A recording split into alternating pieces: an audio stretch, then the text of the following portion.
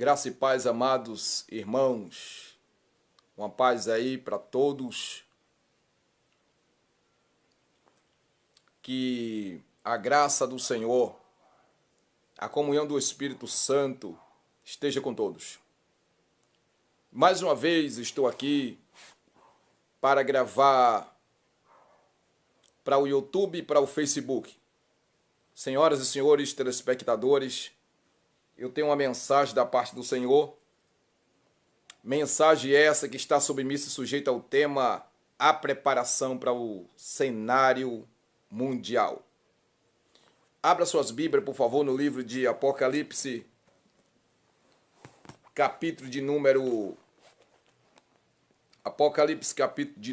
13, versículo de número 16 e 17, que diz assim a palavra do Senhor.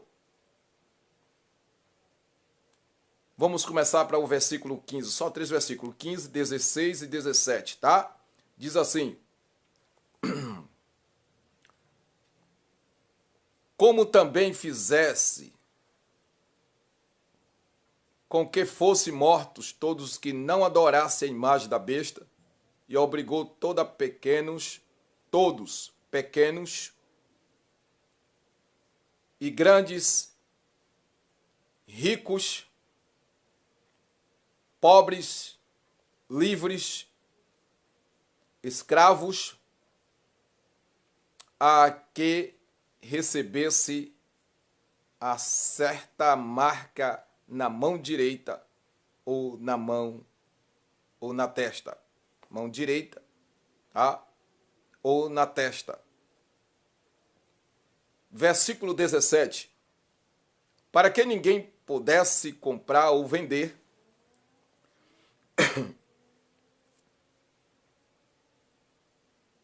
senão aquele que tivesse a marca é o nome da besta e o número do seu nome. Bendito seja o Criador dos céus e da terra. A quem há sabedoria, aquele que tem entendimento, calcule o número da besta, pois é o número de um homem, o seu número é 666. Senhoras e senhores, dentro desse texto bíblico, eu quero consolidar a história de Nabucodonosor, porque o texto bíblico vai falar de uma suposta ordem mundial, e nesse texto bíblico também ele vai falar, além da suposta ordem mundial que foi dada naquela época, esse texto também é uma linguagem figurativa e profética, o texto de Apocalipse, que revela os atos apocalípticos que em um futuro bem perto está para acontecer. E o que vai acontecer nesse futuro bem perto é dentro do cenário mundial. Então, esse cenário está se preparando. Por causa disso que esse é o tema, a preparação para o cenário mundial. A preparação do cenário mundial. Então, dentro desse texto, nos leva ao substantivo, ou substantivando o texto, o que significa cenário? Cenário, a expressão cenário significa cinema, teatro, conjuntos de elementos visuais, tais como teleções, móveis,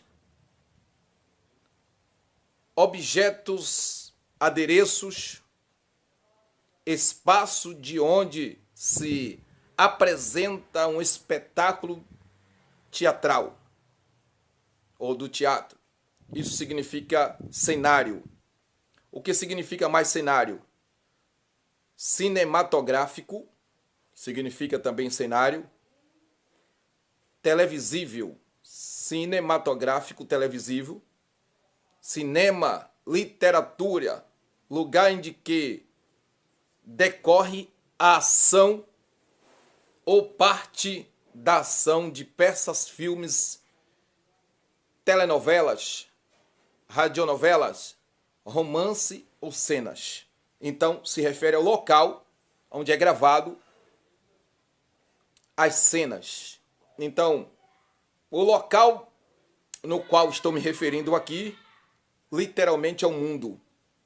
O cenário chamado o mundo, qual nós vivemos, está se preparando o sistema governamentalista para a nova ordem mundial e para o anticristo, que é aquele que vem antes de Jesus para dominar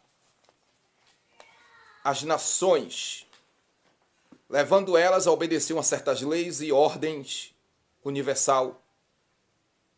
Bendito seja Deus. Então, senhoras e senhores telespectadores, a preparação do cenário historicamente se unificando ao estado da história de Babilônia, a qual o império era de Nabucodonosor.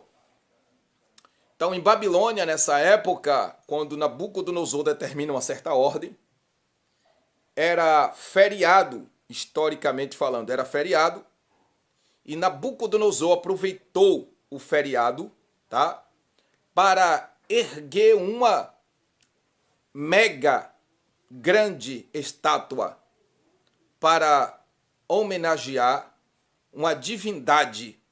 Essa divindade, historicamente falando, chamava-se o Deus do Sol, lá em Babilônia, na época. E então, os babilônicos, em virtude desse ato cerimonial da inauguração da estátua, todos os políticos, magistrados, oficiais que trabalhavam para o governo, tinha que se comparecer, porque era a ordem de Nabucodonosor, tinha que se comparecer ao cenário da nova ordem da capital chamada Babilônia, para a solenidade pública, e todos deveriam cumprir a ordem do rei Nabucodonosor. Era uma ordem. E Nabucodonosor ali, historicamente falando, ele era a figura do anticristo, a sombra do anticristo naquela época. Nabucodonosor, ele deu a ordem, todos deveriam passar calmamente pela porta de estar, que era a porta principal da entrada da cidade de Babilônia. Todos se dirigiam ao cenário local, que estava no centro da cidade, bendito seja Deus, localizado no centro da cidade de Babilônia, onde aconteceu o ato cerimonial da inauguração da estátua que Nabucodonosor tinha ordenado.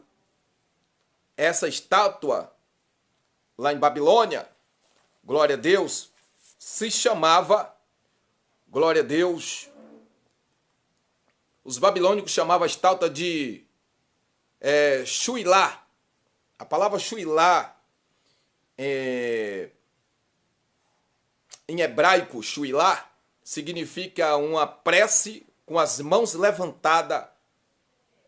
Os babilônicos chamavam a estátua de Shuilá porque a estátua estava com a mão erguida, as mãos direita erguida à altura do rosto. Glória a Deus. Ou ambas mãos, tá, erguida para o céu.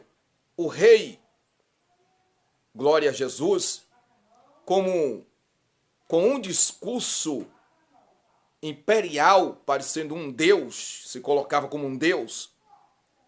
Ele tinha uma prece que você pode chamar de oração, escrita pelos seus sacerdotes do palácio.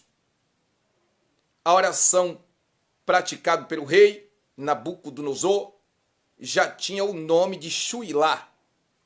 Xuilá era feito na ocasião, era feito por ocasiões, por exemplo, quando Nabucodonosor tinha medo que o reino de Babilônia caísse em mãos erradas.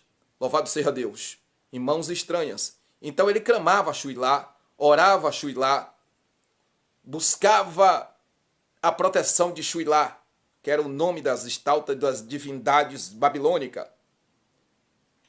E para o reino de Babilônia, tá? Não, que o reino de Babilônia não caísse em mãos erradas. Então, Nabucodonosor, ele fazia suas preces, tipo de prece, um tipo de oração às suas divindades. Agora, louvado seja o nome santo do Senhor Jesus. Nabucodonosor compartilhava aos oficiais, ao governo, ao chanceler, que compartilhava o seu medo de que o reino não caísse em mãos erradas. Nabucodonosor começa a compartilhar o seu medo para todos os oficiais da sua época.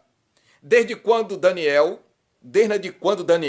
tinha proferido a interpretação do sonho da estátua, o profeta Daniel disse-lhe que no futuro o reino inferior, haveria um reino inferior, tá? Haveria um reino inferior ao reino de Nabucodonosor. No lugar dele iria reinar outro reino. Então Nabucodonosor ficou muito preocupado e perturbado com essa declaração. Glória a Jesus. Então ele ficou preocupado com o estado de Babilônia, que Babilônia era a capital historicamente falando, naquela época. Está registrado no livro de Daniel, capítulo número 2, capítulo número 3. E na hora da prece, na hora do pontapé inicial cerimonial, da cerimônia da inauguração da estátua, Nabucodonosor ordena os músicos que tocassem música. E na hora do toque da música, deveria os músicos, os instrumentistas tocar, e na hora que eles começassem a tocar, tá? O rei Nabucodonosor ordena a todas as pessoas que, quando ouvisse o toque da música, deveria se dobrar perante a estátua. Louvado seja Deus, perante a imagem, e adorá-la como um Deus. Todos os oficiais na época, que não existia a Igreja Católica, não existia o imperador, o primeiro império de Roma era Rômulo Augusto, não existia também. Quando cai Rômulo Augusto, entra o império de Roma papal. E então, nessa época, não existia. Estava aí o reino de Nabucodonosor, o reino babilônico, tá? Tudo bem. E aí, Nabucodonosor ele dá ordem que deveria todos se dobrar perante a estátua. Na hora da música, tocada pelos músicos do palácio do rei Nabucodonosor. Senhoras e senhores, esse povo deveria se prostrar, se dobrar diante da imagem da estátua. Glória a Jesus. Enquanto o rei orava, os sacerdotes do palácio prestavam atos de incenso e sacrifício para as divindades. E todos os homens e mulheres, oficiais, governantes, magistrados, chanceler, deveriam dobrar o seu joelho perante a estátua. Mas, glória a Jesus, a Bíblia e o próprio papiro histórico vai nos deixar claro, historicamente falando, vai nos informar que existia 3 jovens, cujos nomes eram Misael, Azarias e Ananias, que foram apelidados, esses 3 jovens receberam apelidos pelos babilônicos. Os babilônicos deram o apelido aos 3 servos do Senhor, aos 3 jovens. Glória a Jesus. Então, esses 3 jovens hebreus estavam no meio do povo hebreu quando Nabucodonosor cercou Jerusalém e leva aí todo o povo a cativo de Babilônia e levando o povo a ser submisso e sujeito à ordem babilônica, principalmente à ordem de Nabucodonosor. Então, glória a Jesus, Israel todo foi levado, e esses 3 jovens, Ananias, que significa, aleluia, o eterno Deus vivo tem sido gracioso, Misael, que significa, não tem ninguém igual ao Todo-Poderoso, Azarias, que significa, o eterno tem ajudado, louvado seja Deus, tem ajudado o seu povo. Então, quando os sacerdotes deram esse apelido babilônico aos 3 jovens, chamaram ele de Sadraque, Mesaque e Abidnego. São 3 nomes babilônicos que se referia às divindades de Babilônia e que se referia a Satanás. No caso, todas as pessoas que não gostam de Deus nem da Bíblia vai apelidar e vai perseguir o povo do Senhor. Isso é fato. Louvado seja o nome do Senhor Jesus. Mas o que me chama a atenção é que esses 3 jovens, eles não se dobravam. Todo mundo se dobrou, mas os 3 jovens não se dobraram perante esta imagem, essa estátua de ouro. O cenário foi preparado, mas o povo do Senhor, ou seja, os 3 jovens, continuou de pé, firme, fiel ao Pai Eterno Todo-Poderoso. A estátua tinha 30 metros de altura, historicamente falando, de largura tinha 3 metros de largura. Essa história bíblica nos traz uma advertência, para os nossos dias atuais, chamado século XXI. Essa história se pendurou por 2.600 anos atrás que aconteceu. Essa história vem consolidar, ou seja, vai unir com o que vai acontecer nos nossos dias. Em breve, nos dias atuais, quando o anticristo entrar para dominar as nações, ele fará pior do que Nabucodonosor, pior do que Napoleão Bonaparte, fará pior do que Mussolini, pior do que Adolf Hitler, o nazista.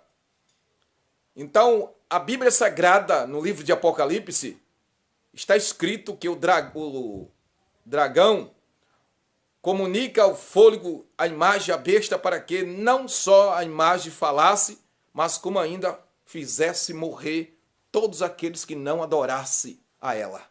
Então vai acontecer igual o que aconteceu em Babilônia, que todo o povo se levou a ser dobrado, a adorar a imagem. Mas teve 3 jovens que não se dobrou. Louvado seja Deus. Foi Misael, Azarias e Ananias.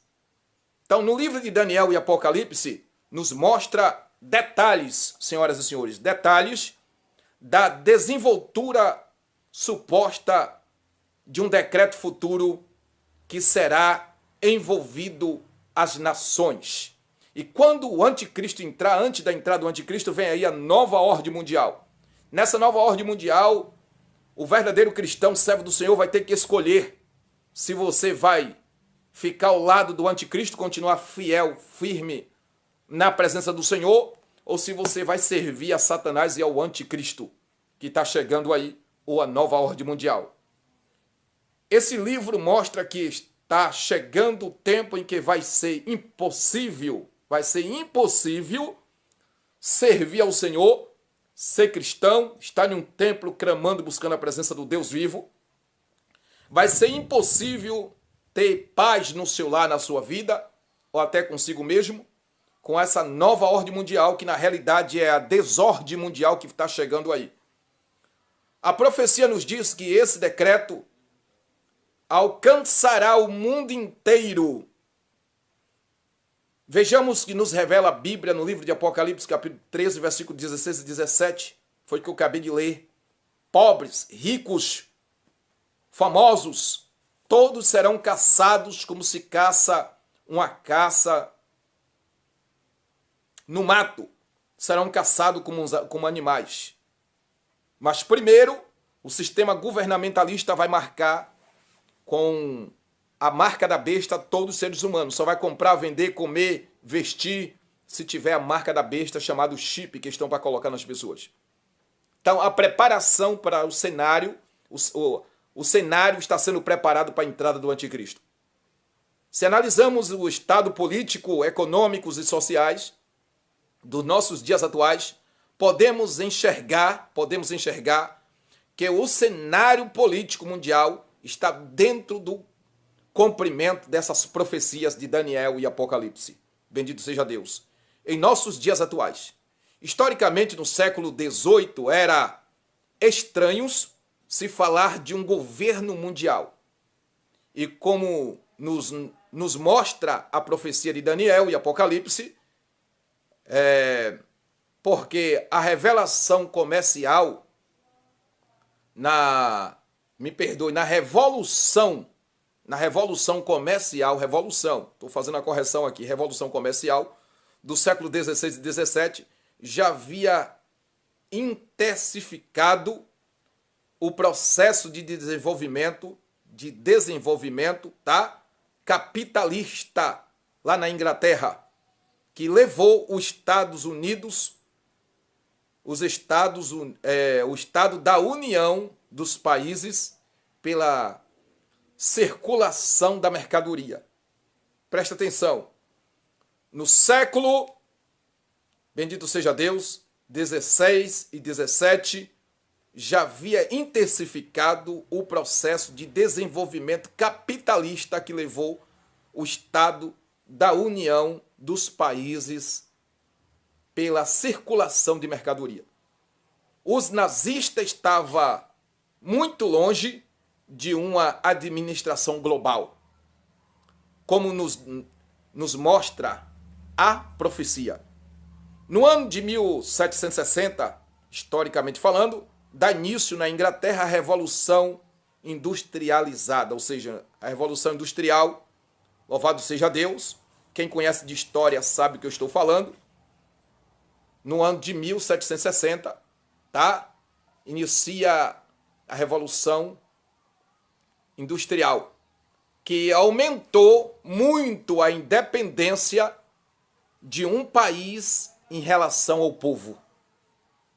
Empréstimo entre nações, monopólio, tecnologia por parte de países mais ricos que acabaram criando o espaço para a união entre governos, tá? Já no século XIX, muitos sociólogos chegaram a discutir acerca de um império mundial que levaria o mundo a um só governo.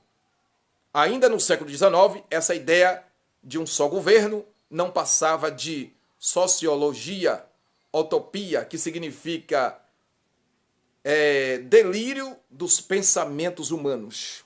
Louvado seja Deus. Mas observe uma coisa, glória a Jesus. Estamos caminhando para um só governo. Estamos caminhando para um só governo, tá? Não é dois governos, que eu ia colocar aqui 2 dedos, não. É um só governo, uma só moeda, aonde a tecnologia domina, porque estamos vivendo na globalização.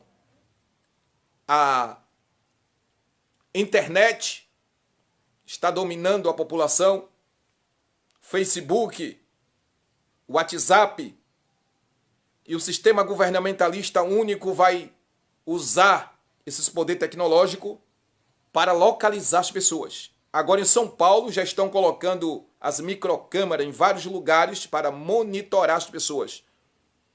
Já saiu a nova identidade que tem o QR Code e tem um 666 na nova identidade. Então veja que tudo está ocorrendo aí para um só governo mundial, que eles chamam de a nova ordem mundial. Então, aceita Jesus, tá? Depressa, deixa o pecado, deixa o forró, o carnaval, o micareta e depressa aceita Jesus para que você não possa ficar aí. Porque para ser salvo, você tem que deixar todo o sistema do mundo. Papai do céu vos abençoe, tá? E nós nos encontramos no próximo vídeo em nome de Jesus.